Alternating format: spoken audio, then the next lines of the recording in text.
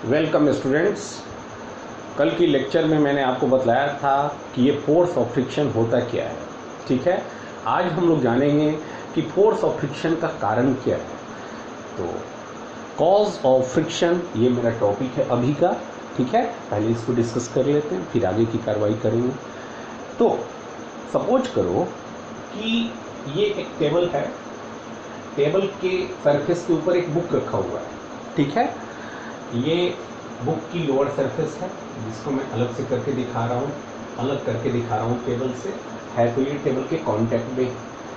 तो जब मैं इधर से फोर्स लगाऊंगा और इस फोर्स के कारण ये इस बुक को मैं इस राइट हैंड साइड में स्लाइड करने की कोशिश करूंगा या बुक ऐसा करेगा, तो होगा क्या कि इस टेबल टॉप के द्वारा इस बुक की लोअर सरफेस पर एक force of friction opposite direction में एक्ट करेगा। ठीक है, ये है फोर्स ऑफ फ्रिक्शन।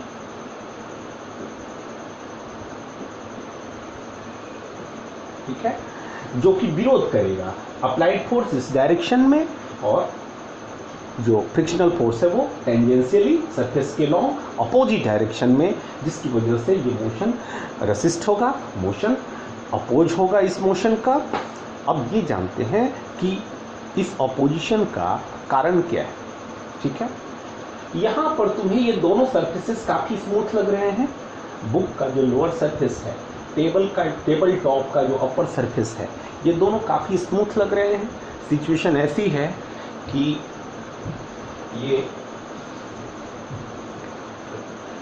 ये जैसे कॉपी है, इसका अपर सरफेस काफ़ी स्मूथ अपीयर हो रहा है, छूने में चिकना लग रहा है। इस बुक का भी ये सरफेस जो है इसके कांटेक्ट में क्या है, काफ़ी स्मूथ अपीयर हो रहा है। ठीक है, तो देखने में तो ये सरफेसेस काफ़ी स्मूथ लग रहे हैं, लेकिन माइक्रोस्कोपिक स्तर पे अगर बात करी जाए, एटॉमिक एंड मॉलिक्यूलर लेवल पर बात करें, मतलब माइक्रोस्कोपिक व्यू की बात करें, तो माइक्रोस्कोप की आंखों से इन सरफेसेस में भी काफ़ी रुखरापन है। ये सरफेस भी जो है काफ़ी रुखरा है। मतलब ये ऐसा है, इसको ऐसे समझ लो, ये टेबल टॉप की सरफेस ऐसे खुरदुरी नज़र आएगी माइक्रोस्कोप से देखने पर। ये जो बुक है इसकी लोअर सरफेस जो यहाँ काफ़ी स्मूथ नज़र आ रही है, वो भी खुरदरी नज़र आएगी इस तरह से। कहीं गड्ढे होंगे, कहीं टीले नज़र आएंगे। ठीक है, और यहाँ पर जब तुम देख रहे हो तो लग रहा है जैसे कि बुक की लोअर सरफेस का पूरा सरफेस जो है टेबल टॉप से टच में है, कांटेक्ट में है।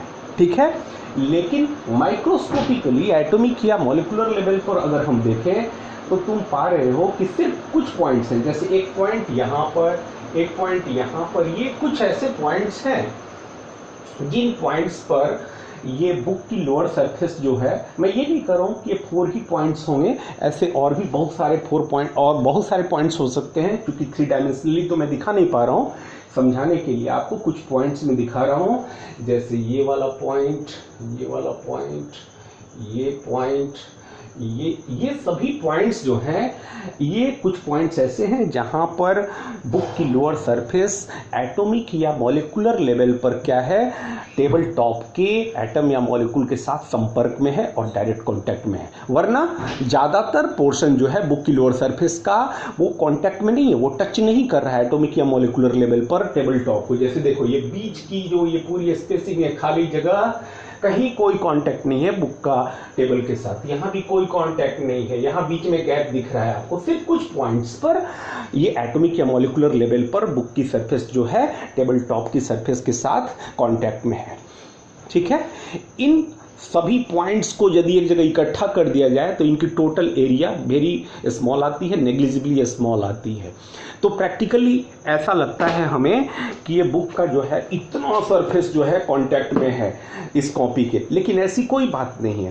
एक्चुअल में ये कुछ ही पॉइंट्स पर ये कांटेक्ट में है माइक्रोस्कोपिक लेवल पर, या और उन सभी पॉइंट ऑफ कांटेक्ट्स को एक जगह इकट्ठा कर दें तो उसकी टोटल एरिया नेग्लिजिबली स्मॉल आती है। ठीक है, और इन पॉइंट्स ऑफ रियल कॉन्टैक्ट्स को, जहां पर एटॉमिक या मॉलिक्यूलर लेवल पर एक सरफेस दूसरे सरफेस के कांटेक्ट में है, इनको कोल्ड वेल्ड पॉइंट्स कहा जाता है। Such points are called cold weld points. ऐसा लग रहा है कि बिना गर्म किए वेल्डिंग हुई पड़ी है। ठीक है। वेल्डिंग करने के लिए वो हीटिंग करना पड़ता है ना, यहाँ कोल्ड स्टेज में बिना गर्म किए हुए वेल्डिंग जैसी स्थिति हुई पड़ी है। तो दरअसल होता क्या है कि इन कोल्ड वेल्ड पॉइंट्स पर चूंकि एक सरफेस के एटम्स या मॉलिक्यूल्स दूसरे सरफेस के एटम्स या मॉलिक्यूल्स के डायरेक्ट कांटेक्ट में हैं, तो वहां पर एक बॉन्ड जैसी स्थिति बन जाती है। एक लेयर के एटम्स या मॉलिक्यूल्स दूसरे लेयर के एटम्स या मॉलिक्यूल्स के जहां वो कांटेक्ट में है, वो एक दूसरे के इलेक्ट्रॉन्स और प्रोटॉन्स के द्वारा अट्रैक्ट होते हैं और एक तरह की इलेक्ट्रोस्टैटिक फोर्स ऑफ अट्रैक्शन के कारण एक बॉन्ड वाली सिचुएशन बन जाती है, एक बंधन वाली स्थिति बन जाती है इन सभी कोल्ड वेल्ड पॉइंट्स पर, ठीक है। और ये सरफेस जो है इन पॉइंट्स पर क्या है, इस टेबल टॉप के या कोई भी एक सरफेस दूसरे सरफेस के इन कोल्ड वेल्ड पॉइंट्स पर ही रियल में कांटेक्ट में है और वहां पर एक बॉन्ड जैसी सिचुएशन बनी है।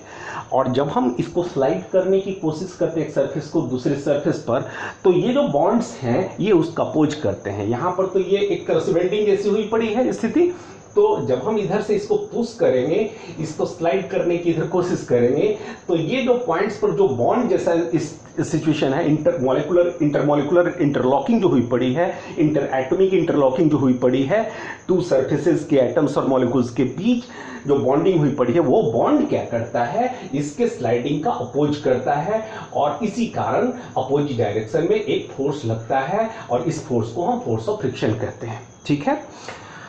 तो कारण समझ गए होंगे, तो इसको एक्सप्लेन करके आप लोग लिख लेना।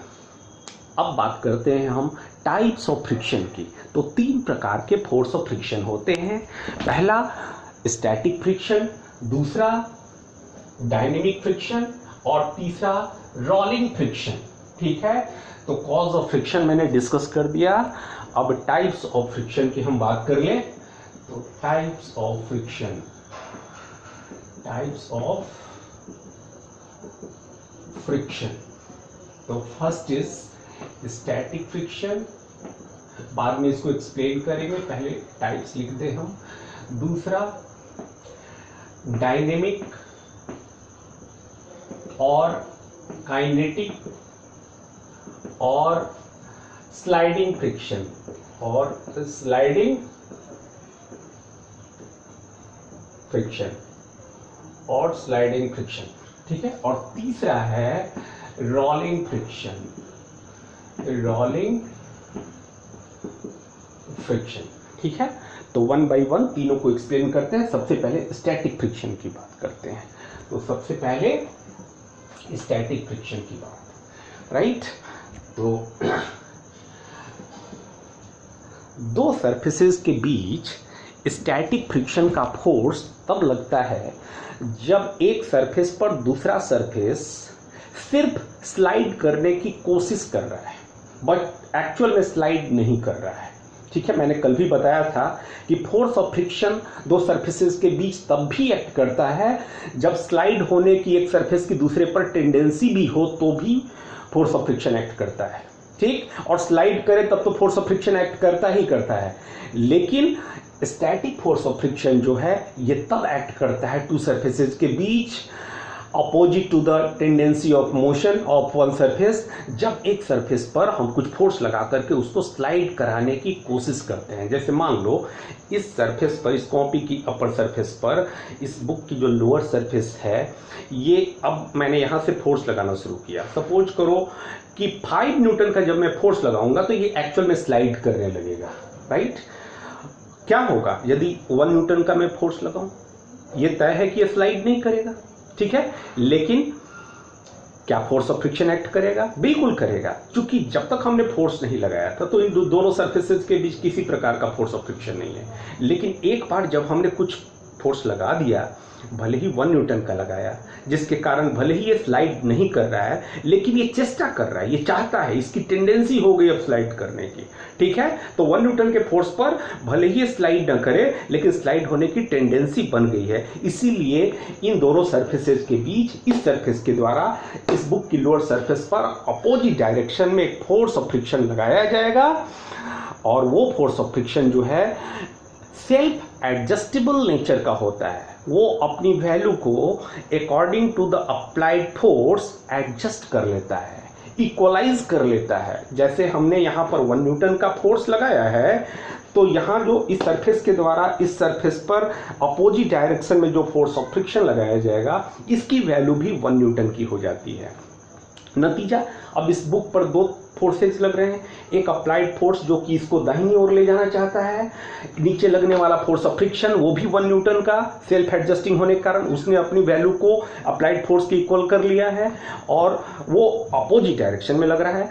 टेंडेंसी ऑफ मोशन राइट को ले जाने की है इस बुक को, और फोर्स ऑफ फ्रिक्शन जो है लेफ्ट को ले जाना चाहता है। तो इस बुक पर 2 फोर्सेस लग रहे हैं, 1 न्यूटन का राइट, 1 न्यूटन का फोर्स ऑफ फ्रिक्शन लेफ्ट, और रिजल्टेंट फोर्स 0, जिसकी वजह से ये बुक रेस्ट में है। क्या होगा यदि हम फोर्स 1 न्यूटन से बढ़ाकर 2 न्यूटन कर दें अप्लाइड फोर्स, तो ये self adjusting force of friction, ये जो स्टैटिक नेचर वाला है, ये भी अपनी वैल्यू को 2 न्यूटन का कर लेता है, एडजस्ट कर लेता है अकॉर्डिंग टू अप्लाइड फोर्स। ठीक है, तो अब इस बुक पर 2 फोर्सेस लग रहे हैं। अप्लाइड फोर्स 2 न्यूटन का राइट हैंड साइड में ले जाना चाहता है, और फोर्स ऑफ फ्रिक्शन इसको लेफ्ट हैंड साइड में स्लाइड कराना चाहता है, और उसने अपनी वैल्यू को अप्लाइड फोर्स के अकॉर्डिंग 2 न्यूटन की कर ली है। तो इस पर रिजल्टेंट फोर्स 0 हो गया, इसीलिए still it is at rest. ठीक है, और ये अपनी वैल्यू को फोर्स ऑफ फ्रिक्शन कब तक बढ़ाता रहेगा? तब तक बढ़ाता रहेगा जब तक कि ये बुक्स, ये ऊपर वाला सरफेस स्लाइड होने को ना हो जाए। ठीक है, यानी कि ये जो स्टैटिक फ्रिक्शन है इस लोअर सरफेस के द्वारा अपर सरफेस के बॉटम में टेंजेंशियली अपोजिट डायरेक्शन में, opposite to the tendency of motion direction में जो एक्ट कर रहा है, ये फोर्स सेल्फ एडजस्टिंग नेचर का है, और ये स्टैटिक फ्रिक्शन का फोर्स जो है अपनी वैल्यू को अप्लाइड फोर्स के इक्वल कर लेता है और एडजस्ट कर लेता है, और इसकी वैल्यू जो है वैरी कर रही होती है। इसकी वैल्यू कोई फिक्स नहीं होती है, अप्लाइड फोर्स जितना रखोगे उतनी ही इसकी वैल्यू रहेगी। ठीक है, और एक बार जब बॉडी स्लाइड होने को हो जाती है, तब तक ये अपनी वैल्यू को एडजस्ट करता रहता है। यानी कि स्टैटिक फ्रिक्शन की एक मैक्सिमम लिमिटिंग वैल्यू होती है। स्टैटिक फ्रिक्शन जो है एक मैक्सिमम लिमिटिंग वैल्यू तक अपनी वैल्यू को एडजस्ट कर सकता है, और उसके बाद नहीं, उसके बाद बॉडी स्लाइड होने लगती है। समझ में आ रही बात? तो उस लिमिटिंग फ्रिक्शन को हम क्या कहते हैं?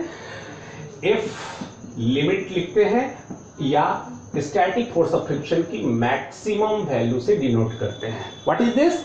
स्टैटिक फ्रिक्शन की ये क्या है? मैक्सिमम वैल्यू को लिमिटिंग फ्रिक्शन कहते हैं, और इससे ज्यादा अगर अप्लाइड फोर्स बॉडी पर हम लगा दें तो बॉडी एक्चुअल में स्लाइड होने लगती है, और उसके बाद जो फोर्स ऑफ फ्रिक्शन एक्ट करता है बॉडी पर सरफेस के along tangentially opposite to the direction of motion of the body, उसको हम क्या कहते हैं? उसका नाम काइनेटिक फ्रिक्शन या डायनेमिक फ्रिक्शन या स्लाइडिंग फ्रिक्शन हो जाता है।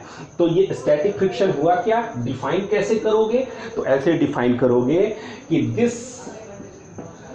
This is the type of force of friction, type of force of friction which comes into play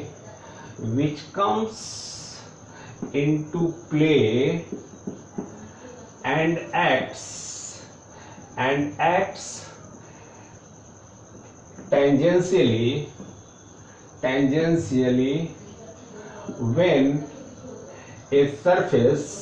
when a body tends to slide over another surface। ध्यान देना, एक word पर जोर दे रहा हूं मैं, and acts when the body tends to मतलब प्रवृत्त हो रहा है, चाहता है, स्लाइड करना चाहता है, एक्चुअल में स्लाइड नहीं हो रहा है। तो वैसी स्थिति में जो फोर्स ऑफ फ्रिक्शन एक्शन में आता है और इस टेंडेंसी ऑफ स्लाइडिंग का विरोध कर रहा होता है, उसको हम क्या कहते हैं? स्टैटिक फ्रिक्शन कहते हैं। और इसके बारे में एक सबसे इंपॉर्टेंट बात नोट कर लो, कि इंपॉर्टेंट नोट करके कि static friction is a self-adjusting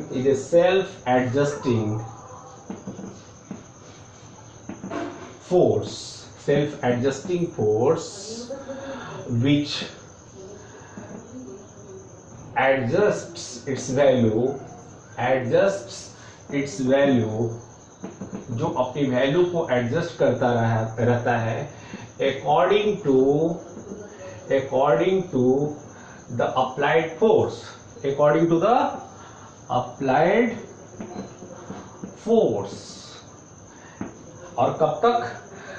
till, जब तक कि इसकी एक लिमिटिंग वैल्यू नहीं अटेन हो जाती है. तो it adjust its value according to the applied force till the body is on the verge of sliding, and at this time जब बॉडी स्लाइड होने को हो जाती है, the static friction has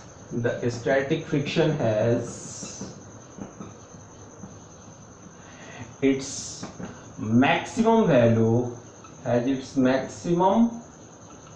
value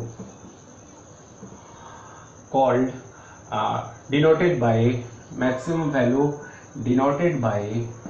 which is denoted by Fs and its maximum value. ठीक है, तो इन चीजों को आप नोट कर लीजिए. ये static friction is a self adjusting force which adjusts its value according to the applied force till the body is on the verge of sliding. And when the body is at the verge of sliding, at this time the static force of friction has its maximum value denoted by Fs max. समझ में आ रही बात? तो इन सभी चीजों को note कर लीजिए. और अब हम बात करेंगे कि स्टैटिक फ्रिक्शन जो है, इसके जो लॉज हैं इनकी बात करेंगे. तो लॉज ऑफ स्टैटिक फ्रिक्शन, तो लिखो और समझो कि लॉज ऑफ स्टैटिक फ्रिक्शन क्या है. लॉज ऑफ स्टैटिक फ्रिक्शन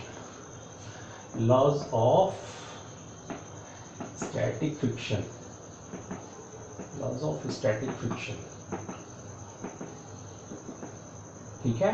तो पहली बात कि जो टू सरफेसेस के बीच जो स्टैटिक फ्रिक्शन की वैल्यू है कब एक्ट करती है, ये तो जान गए. जब बॉडी में एक्चुअल स्लाइडिंग नहीं हो रही होती है, सिर्फ स्लाइडिंग की टेंडेंसी होती है. ठीक है. और ये इसकी मैग्नीट्यूड जो है इस बात पर डिपेंड करती है कि दोनों सरफेसेज जो हैं किस मटेरियल के बने हुए हैं और दोनों सरफेसेज कितने रुखड़े या कितने चिकने हैं, यानी कि उनकी स्टेट ऑफ पॉलिश पर डिपेंड करती है. तो द मैग्नीट्यूड ऑफ, पहला क्या है लॉज ऑफ स्टैटिक फ्रिक्शन में, the magnitude of the force of friction, static friction depends upon the nature of surfaces in contact, actual contact, and their state of polish,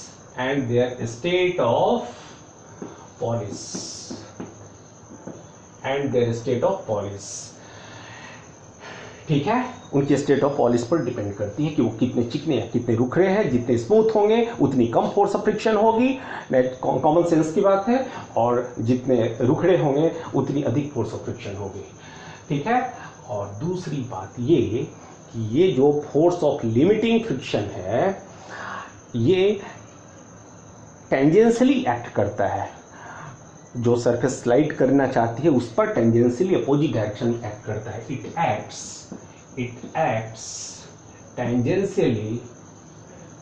tangentially to the surface in contact, in a direction opposite to the tendency of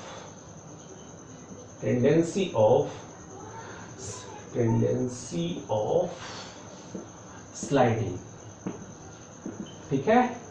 ठीक है, opposite to the direction of opposite to the direction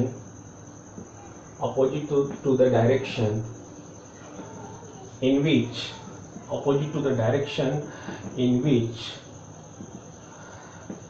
the body tends to slide. अब ये तो समझ ही रहे होगे, ठीक है। बात करें थर्ड लॉ की, तो ये सबसे इंपॉर्टेंट है समझने वाली बात। ये जो स्टैटिक फोर्स ऑफ फ्रिक्शन की वैल्यू है, ये इस बात पर डिपेंड नहीं करती कि दो सरफेसेस जो कांटेक्ट में है उनका कितना एरिया कांटेक्ट में है, ठीक है। तो दो सरफेसेस जो कांटेक्ट में है उनके बीच लगने वाला जो फोर्स ऑफ फ्रिक्शन है, स्टैटिक फोर्स ऑफ फ्रिक्शन, ये उनकी एक्चुअल कांटेक्ट एरिया की वैल्यू पर डिपेंड नहीं करता। This is independent of its value force of friction की is independent of the actual area of contact, ठीक है। कारण ये थोड़ा समझ लेना तुम, ऐसा क्या कहा जा रहा है। पहले कहा यह जा रहा है कि यदि मान लो ये कॉपी के ऊपर ये बुक रखा हुआ है, इसको हम स्लाइड कराने की कोशिश करते हैं, तो अभी इतना सरफेस एरिया इसका कांटेक्ट में है, ये पूरा सरफेस एरिया इसके संपर्क में है, ठीक है। तो मान लो कि फोर्स ऑफ फ्रिक्शन जो अपोज कर रहा है 10 न्यूटन का लग रहा है।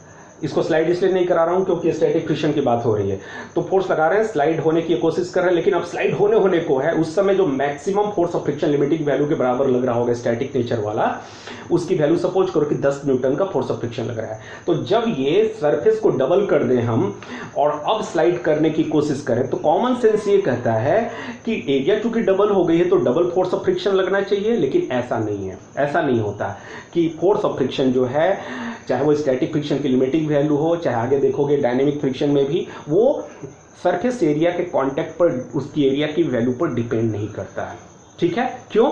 क्योंकि अभी जस्ट मैंने बताया कि एक्चुअल में ये सरफेस जो है, इस सरफेस के कांटेक्ट में माइक्रोस्कोपिक लेवल पर, मेरा मतलब एटॉमिक एंड मॉलिक्यूलर लेवल पर एट फ्यू पॉइंट्स ही एक रियल कांटेक्ट में है। उन सभी पॉइंट्स को इकट्ठा कर दो, उनकी टोटल एरिया जोड़े तो नेग्लिजिबली स्मॉल आती है, इसीलिए सरफेस एरिया पर ये डिपेंड नहीं करता है, ठीक है। तो कारण समझ गए होंगे। और last but not the list, that is very important, चौथा लॉ ये है कि ये जो स्टैटिक फ्रिक्शन की जो लिमिटिंग वैल्यू है, ये नॉर्मल रिएक्शन पर डिपेंड करती है, उसके डायरेक्टली प्रोपोर्शनल होती है। तो फोर्थ क्या है कि the limiting value of static friction that is F S max is directly proportional to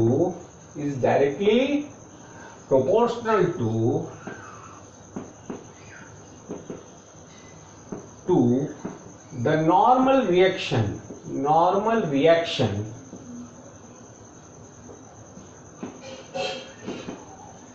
acting on the body।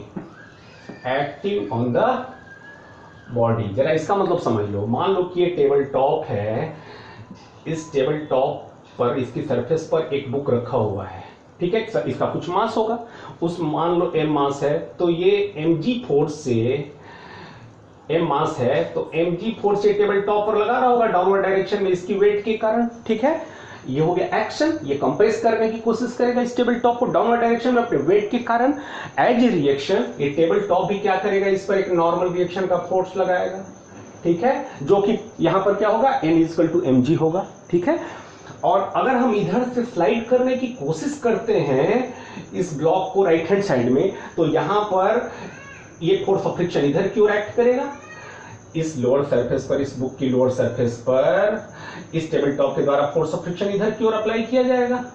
और इस फोर्स की जो फ्रिक्शन है, इस फोर्स ऑफ फ्रिक्शन की जो मैक्सिमम वैल्यू है, मेरा मतलब Fs max, ये जो है this is directly proportional to n, यही इस नॉर्मल रिएक्शन के डायरेक्टली प्रोपोर्शनल होता है। That is Fs max is directly proportional to normal reaction. Clear है? ध्यान देना नॉर्मल रिएक्शन यहाँ पर mg के बराबर है तो mg ले सकते हो, बट नॉर्मल रिएक्शन हमेशा mg के बराबर नहीं होता। क्यों? समझो, ये बोर्ड यहाँ वॉल को टच कर रहा है तो यहाँ पर ये नॉर्मल रिएक्शन का फोर्स वॉल के द्वारा इसके अपर सरफेस पर लगाया जा रहा है इधर की ओर, लेकिन ये नॉर्मल रिएक्शन इसकी यहाँ पर वेट से इसका कोई लेना देना नहीं है, वेट के बराबर नहीं है। समझ लो बात? तो नॉर्मल रिएक्शन, मैं यहाँ बोर्ड को ऐसे धक्के दे रहा हूँ, ऐसे मैं कुछ फोर्स लगा रहा हूँ तो ये सरफेस जो है मेरे हाथों पर अपोजिट डायरेक्शन में नॉर्मल रिएक्शन का फोर्स लगा रही है, यहाँ वेट से कोई लेना देना नहीं है। तो ऐसा जान लो कि नॉर्मल रिएक्शन यहाँ पर तो जरूर mg के बराबर है, लेकिन हर जगह mg के बराबर वेट के बराबर नहीं होता। तो ये कॉन्सेप्ट क्लियर रखना। तो फोर्स ऑफ फ्रिक्शन की, स्टैटिक फ्रिक्शन की जो मैक्सिमम वैल्यू है, लिमिटिंग वैल्यू है, वो नॉर्मल रिएक्शन के डायरेक्टली प्रोपोर्शनल होती है। अब इक्वलाइज करोगे तो एक कोफिशिएंट आएगा, कांस्टेंट टर्म एसोसिएट होगा, और एफएस मैक्स जो है this would be written as mu s n, एक कोफिशिएंट आ गया, ठीक है, म्यू एस। इसको हम क्या कहते हैं? This is called, where mu s is called, where mu s is called coefficient of static friction. इसको कोफिशिएंट ऑफ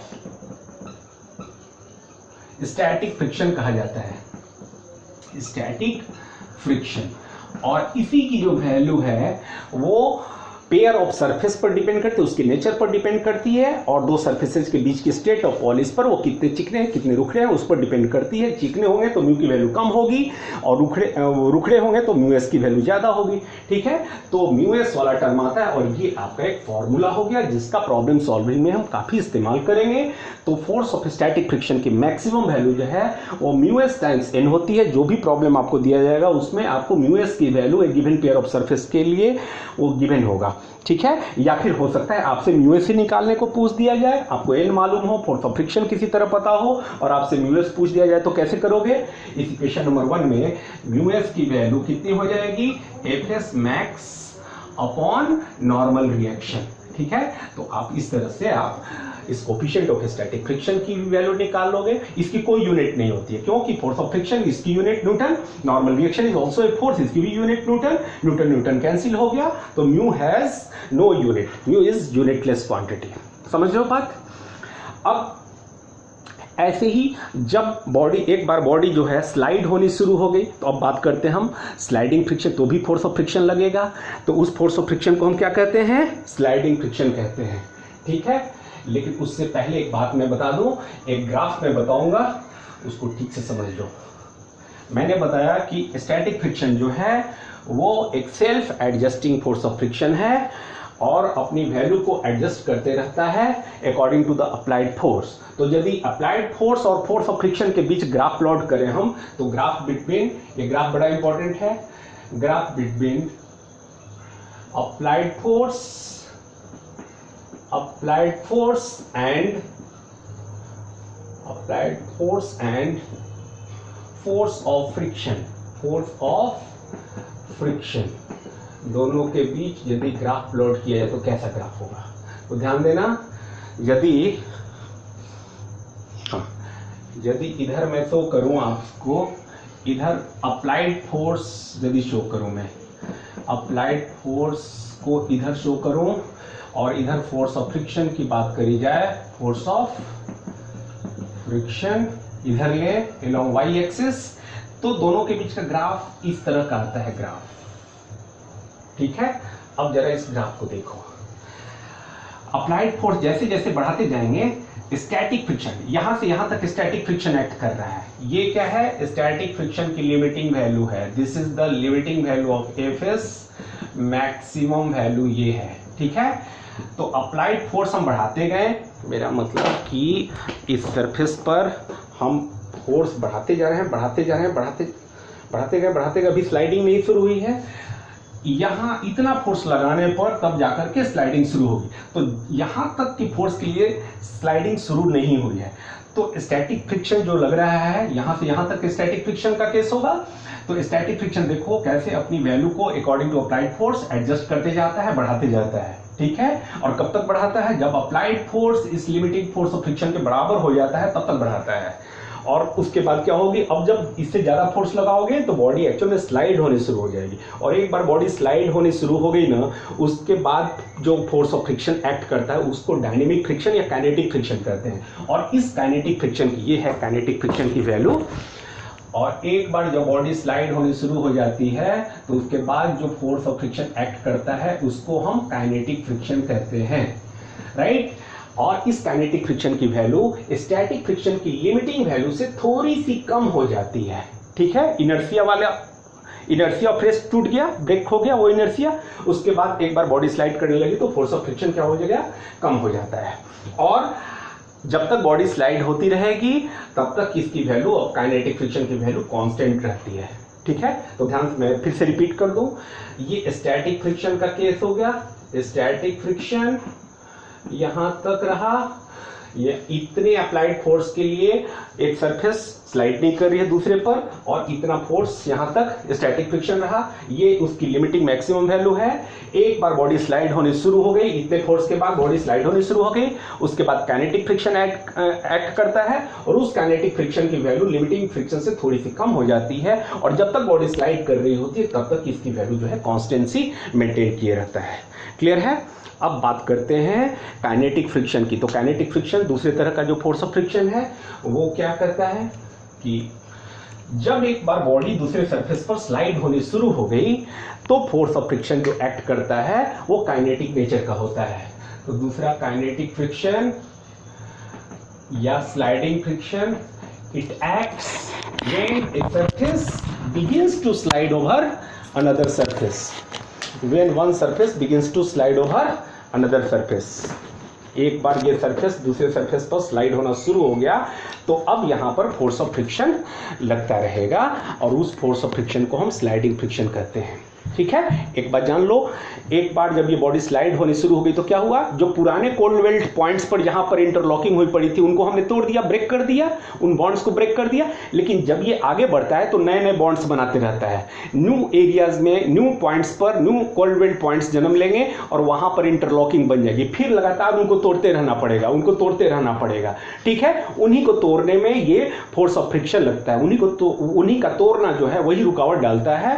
न्यू इंटरलॉकिंग्स जो बनते हैं, इंटरमॉलिकुलर और इंटरएटॉमिक जो भी कह लो, दो सरफेसेस के बीच जो लगातार बनते रहते हैं जब तक बॉडी स्लाइड कर रही है तब तक, ठीक है। तो उनको लगातार तोड़ते रहना पड़ेगा, और उन्हीं के कारण से ये डायनेमिक फ्रिक्शन या काइनेटिक फ्रिक्शन का जन्म होता है। और ये जो काइनेटिक फ्रिक्शन है ये भी उन्हीं सारे लॉज को फॉलो करता है जो स्टैटिक फ्रिक्शन वाले लॉज हैं। फर्स्ट थ्री लॉज तो उन्हीं को फॉलो, ये भी एरिया पर डिपेंड नहीं करता है, सरफेस एरिया कॉन्टैक्ट पर डिपेंड नहीं करता है, ये भी टेंजेंशियली एक्ट करता है in a direction opposite to the sliding motion, ये भी जो है स्टेट ऑफ पॉलिश पर डिपेंड करता है टू सरफेसेस के बीच। जितने चिकने सरफेसेस होंगे इसकी वैल्यू कम होगी, और जितने रफ सरफेस होंगे इसकी वैल्यू ज़्यादा होगी। लेकिन लास्ट वाली पॉइंट को भी ये फॉलो करता है। एक्चुअल में इसकी वैल्यू भी जो है, इसको हम एक्चुअली FK से डिनोट करते हैं। तो पहले काइनेटिक फ्रिक्शन को डिफाइन कैसे करोगे, तो this force of friction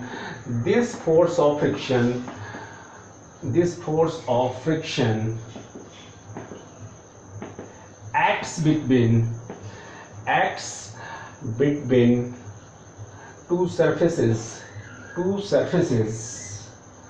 in contact when they slide over each other, when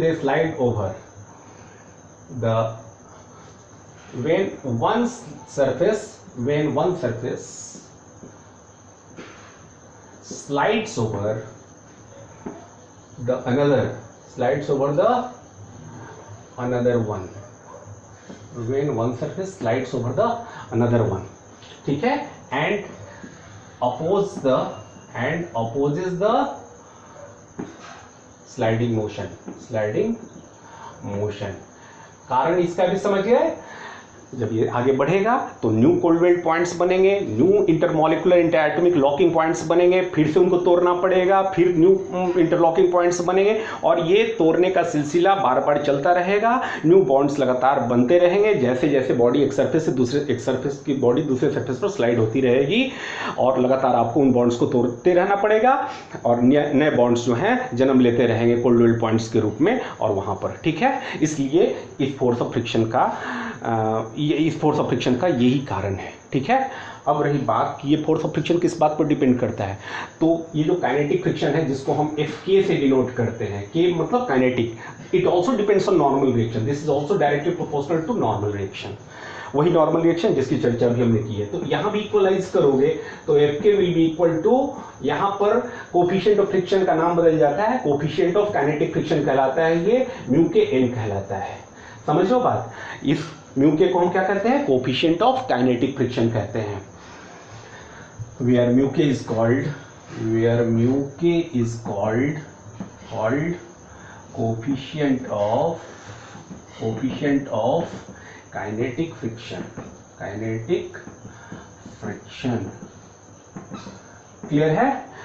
अब जैसा मैंने बताया कि काइनेटिक फ्रिक्शन की वैल्यू स्टैटिक की लिमिटिंग वैल्यू से कम होती है थोड़ी सी, as if kinetic is less than F S maximum, इससे कम होती है। तो इसका अर्थ यह हुआ कि mu k n is less than mu s n, mu k n जो है म्यू एस एन से, क्योंकि इसकी वैल्यू अभी हमने बताया म्यू के एन होती है और एफ एस मैक्स की जो वैल्यू है वो म्यू एस एन होती है। तो एन से एन कट गया और ये म्यू के, this implies mu K is less than mu S, यानी कि एक गिवन पेयर ऑफ सरफेस के लिए जो कोफिशिएंट ऑफ काइनेटिक फ्रिक्शन है उसकी value coefficient of static friction से स्लाइटली लेस होती है, ठीक है। तो उम्मीद है इन सारी बातों को आपने समझा होगा। ठीक से लेक्चर वॉच कीजिएगा 2 बार 3 बार और इस पर बेस्ट हम लोग कल न्यूमेरिकल करेंगे और आगे कार्रवाई कल करेंगे। Thank you.